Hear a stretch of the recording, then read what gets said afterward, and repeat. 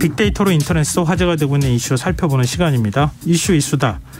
김덕진 미래사회 IT연구소 소장 스튜디오에 나와 계십니다. 안녕하세요. 네, 안녕하세요. 반갑습니다. 김덕진입니다. 자, 한 주간의 이슈 어떻게 뽑으셨습니까? 네, 1위 주제로 분석된 키워드들이요. 일단 주제가 스포츠 분야입니다. 예. 오늘 이제 방금 보니까는 이제 한국 시리즈 야구가 지금 맞아요. SSG 우승으로 끝났는데 1위 키워드 분야가 야구 분야고요. 키워드는 3런이라고 하는 키워드입니다. 3런 홈런. 네, 이제 어제 경기 이제 7일 경기에 대한 이야기 같은데요. 네.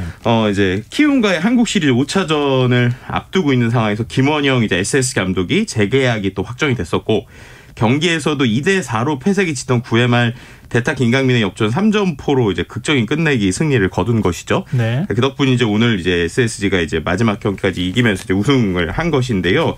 이제 기적 같은 역전승이었다라고 하는 이야기들이 계속 나오고 있는 것이에요. 그래서 뭐 관련된 어떤 스포츠에 대한 이야기들 때문에 많은 사람들이 관심이 있었고 특히나 이제 3런 홈런을 쳤던 대타 김강민 선수가 어떻게 보면 이제 베테랑이라고 불리잖아요. 그래서 역시 베테랑의 한 방은 위력이 있구나라고 하는 것들이 좀 화제가 됐었다라고 볼 수 있을 것 같습니다. 거기서 기선을 탁 제압한 것 같아요. 그러니까요. 네. 그리고 이제 또 한 가지 화제가 되는 게 바로 이제 재계약 이슈가 이제 오히려 이제 SNS에서도 화제가 됐어요. 네. 왜냐하면 이게 보통 일반적으로 우리가 어떠한 뭐 큰 경기가 끝나고 나서 뭐 감독의 어떤 재계약이라든지 이런 이야기들이 있잖아요. 근데 네.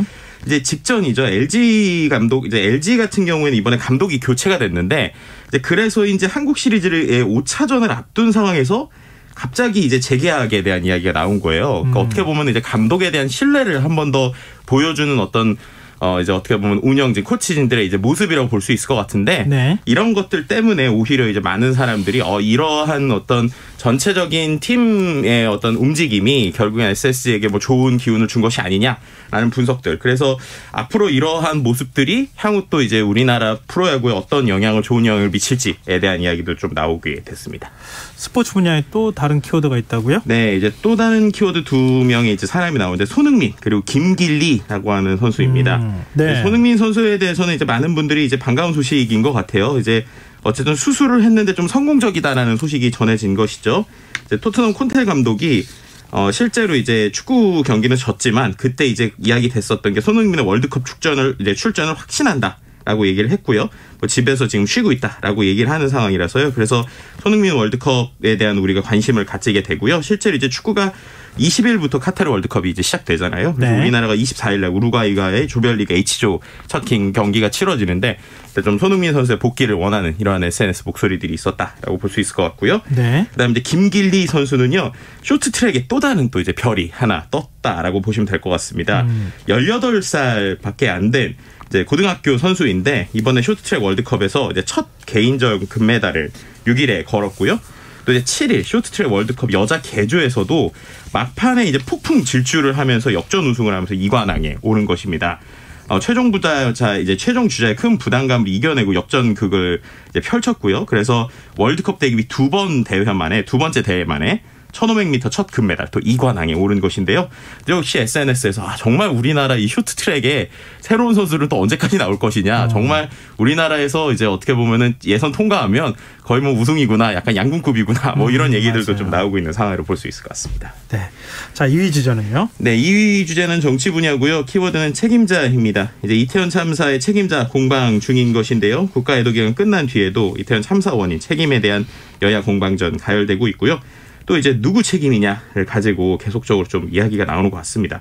이 상황에서 지금 SNS 뜨겁게 달구고 있는 이슈가 있죠. 바로 최성범 용산 소방서장의 입건 이슈입니다.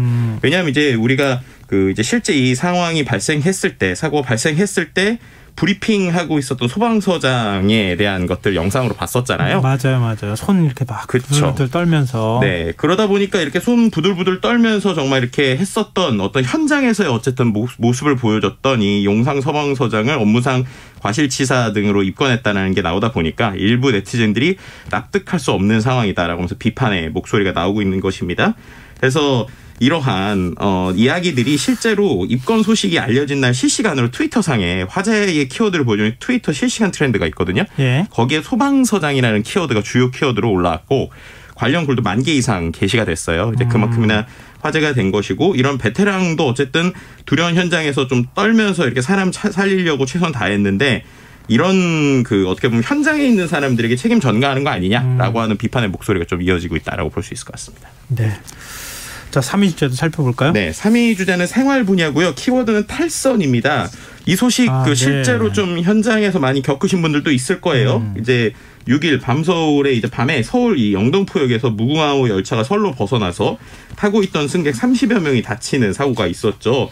중상자가 다행히 없었는데 문제는 이 소식이 정확하게 제대로 알려지지 않아서 다음 날까지도 상당히 영향이 있었다는 것이죠. 코레일도 대응이 늦었고 서울시도 문자를 엉뚱하게 보내기도 하고 막 그랬다고. 그러니까요. 하잖아요. 그러니까 이것 때문에 실제로 이제 다음 날 출근 시간에 많은 사람들이 혼란을 겪었고요. 특히나 이제 오송역으로 이제 가는 공무원분들이 많이 있으시잖아요. KTX가. 그렇죠. 특히나 이제 월요일이다 보니까 주말에 서울에 있다가 어떻게 보면 이제 그 세종시로 이제 가는 이런 분들이 뭐 3시간 넘게 걸렸다. 이런 얘기들도 나오고 있고 이제 가장 큰 문제에 대해서 지적 나왔던 게 뭐냐면 이 지연에 대해서 우리가 보통 요즘에 이제 앱으로 예약을 많이 하잖아요. 네. 근데 이 앱에서 뭔가 이렇게 정확한 공지로 뭔가 사고가 나서 지연됐습니다. 이런 게 아니라 그냥 열차 조회 시간에 보면 그 밑에 몇 분 지연 예상 이런 게 나와요. 네네. 근데 실제 이제 지금 그 코레일의 어떠한 그 구조를 보면 지연 열차인 줄 알았는데 그것을 타면 지연 배상금을 안 주게 돼 있습니다. 그러니까 그 얘기가 무슨 말이냐면 예를 들면 제가 예약을 하려고 할 때 30분 지연 예상 뭐 이렇게 써 있는데 그걸 예약을 하잖아요. 그럼 30분이 지연되는 걸 알고 있으니까 그거에 대한 배상금이 안 나온다는 거예요. 근데 다 알고 예약하지 않았느냐 그렇죠. 이런 뜻이에요. 근데 이제 이번에 문제가 뭐였냐면 처음에는 예를 들어서 뭐 30분 지연 예상 그랬는데 이제 중간에 계속 시간이 늘어났던 거죠. 그래서 최대한 150분 이상 늘어났다 이런 분들도 있었습니다. 그런 분들 입장에서 보면 처음부터 150분 늘어날 줄 알았으면 우리가 이거 말고 다른 방식을 찾았을 텐데 공지도 제대로 안 되고 시간은 계속 늘어나고 그러니까 이제 발동동하는 상황에서 어떻게 되는지도 모르고 이런 것들 때문에 실제로 이제 출근하시는 분들이 상당한 피해를 겪었다라고 하는 목소리도 SNS에 계속 올라오고 있고요. 이러다 보니까 이거 지연 배상금 안 주기 위한 일부 꼼수 아니냐라고 이런 어떤 비판하는 이런 목소리들도 SNS에서 좀 볼 수 있었습니다. 그래서 이런 부분에 있어서 좀 종합적인 총책임 이제 어떻게 보면 전체적인 어떤 계획들 그리고 이 기회 이런 것들이 다시는 일어나지 않게 해야 되는 거 아니냐라고 하는 어떤 비판의 목소리들 이런 것들도 좀 같이 이어지고 있는 어떤 키워드라고 볼 수도 있을 것 같고요. 어떤 분들은 최대 270분까지 늘어난 것까지 봤다. 270분요? 네, 뭐 이렇게까지 이제 그 SNS 이제 댓글인데 이런 건 인증은 올리시진 않았고요. 실제 인증 올린 거는 제가 보더라도 한 150분 정도까지 지연되는 뭐 이런 것들까지는 좀 있었거든요. 그러니까 그만큼 어쨌든 많은 분들의 어떠한 불편함 이런 것들이 좀 있었다라고 볼 수 있을 것 같습니다. 그러니까 이런 거 있을 때 뭐 사고를 미연에 방지하는 게 제일 중요하겠지만 사고가 발생하면 신속하게 이용자들이나 아니면 국민들한테 알려서 국민들 스스로가 대책을 만들 수 있도록 해주는 게 제일 중요하잖아요. 근데 그걸 제대로 안 했다는 거 아닙니까? 그러니까요. 이제 금방 되겠지라고 했었던 그런 어떤 생각들이 결국 이런 이슈를 불러일으키는 것이 아닌가라고도 우리가 좀 생각해 볼 수도 있을 것 같습니다. 시스템이 확 무너진 것 같은 느낌을 받게 되는지 모르겠습니다. 자, 4위 주제 뭡니까? 4위 주제는 IT 과학 분야고요. 정말 이 키워드 저도 이거 도대체 어떻게 돌아가는 건가에 대한 생각이 있는데 트위터라고 하는 키워드입니다. 아시는 분은 아시겠지만 일론 머스크, 그러니까 우리가 알고 테슬라의 CEO, 트위터를 인수했어요. 처음에 인수할 때도 되게 말 많았죠. 그렇죠. 7월에만 하더라도 이제 인수하겠다고 해놨다가 7월에 인수 안 하겠다 이러다가 뭐 법정 소송 가고 그래서 결국 인수를 했습니다. 근데 인수를 하고 일주일 정도가 지났는데 뭐 일주일 동안 트위터에서 유례없는 지각 변동들이 일어나고 있어요. 제일 대표적인 게 뭐냐면 들어가자마자 모든 기존 경영진을 다 쫓아냈습니다. 그리고 이제 이사로서 본인 혼자 있는 거예요. 그 상황에서 전체 직원의 50%를 일괄적으로 해고를 했습니다. 그러니까 전체 직원의 50%면 3,700명이거든요. 3,700명을 일괄적으로 감원을 하는데 그것도 어떤 식으로 했느냐.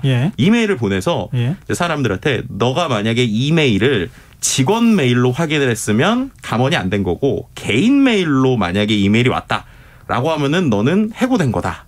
라는 식의 메일을 보낸 거예요.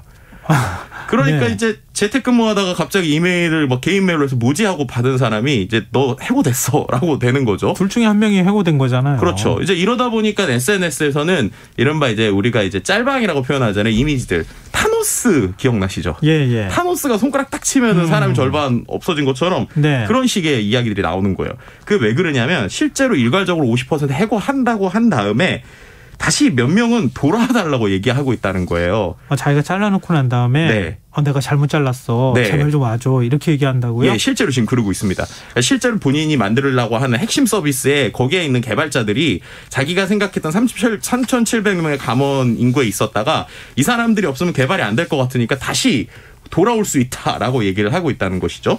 그러다 보니까 도대체 이거 어떻게 되는 거냐, 회사가 이렇게 돌아가도 되는 것이냐라고 하는 어떤 직원들의 불만 목소리가 나오고 있고요. 또 아시겠지만 도널드 트럼프 전 미국 대통령이 이제 트위터에서 이제 잘렸잖아요, 계정이. 그래서 예. 이거에 대한 복구 문제 이런 게 나오다 보니까 많은 기업들이 지금 트위터에서 또 광고를 잠정 중단하고 있는 모습들이라 과연 이게 향후에 어떻게 될 것인가, 이 트위터에 대해서 어떻게 될 것인가, 또 일론 머스크는 도대체 이 트위터 어떻게 볼 것인가 뭐라고 하는 이런 이야기들이 좀 나오고 있는 상황입니다. 일론 머스크 정말 대단한 사람이긴 한데요. 네. 경영은 하지 말고 기술 개발진 책임자 같은 거 맡으면 더 좋지 않을까 하는 생각이 들어요. 그래서 이제 테슬라 주가도 네. 지금 신저가를 또 기록을 했더라고요. 그래요. 자, 마지막 우회 주제로 가볼까요? 네, 산업 분야, 유통 분야인데 빼빼로데이라고 하는 키워드입니다. 이게 이제 막대과자라고 우리가 표현하는데 한 입시 카페에 성인이 돼도 이 데이 챙기나요? 라고 하는 이야기가 올라왔어요. 예. 그만큼이나 재수한 분들 이런 20대 초반, 10대 후반들도 도대체 이거는 언제까지 어떻게 챙기는 거예요? 라고 얘기가 나오고 있거든요. 이제 그만큼이나 많은 사람들에게 하나의 정말 문화처럼 된 것인데 이제 올해는 조금 조용한 상황에서 진행이 되고 있습니다. 실제로 이제 이 막대과자 데이가 1980년도부터 약간 예를 들면 영남 지역 여중생들 사이에서 뭔가 이렇게 주고받은 것이 유행이 됐다는 설이 있는데 흥미로운 건 이게 글로벌적으로도 최근에 좀 많이 확대가 되고 있다고 해요. 그래서 실제 이게 한류 열풍인 것이냐는 얘기가 나오고 있고, 또 이때 나오는 게 11월 11일은 막대과자 데이 아니고 농업인의 날이다라고 하는 얘기를 항상 매해 나오고 있는데 올해 27번째, 27회째 농업인의 날이라고 하거든요. 관심을 또 가져주면 좋을 것 같습니다. 농업인의 날도 꼭 기억해야겠습니다. 네. 자, 이슈 이스타 지금까지 김덕진 미래사회 IT연구소 소장과 함께했습니다. 고맙습니다. 네, 감사합니다. KBS 1라디오 김성환의 시사야 1부 순서는 여기서 마무리하겠습니다. 전 11시 정각 2부에 다시 오겠습니다.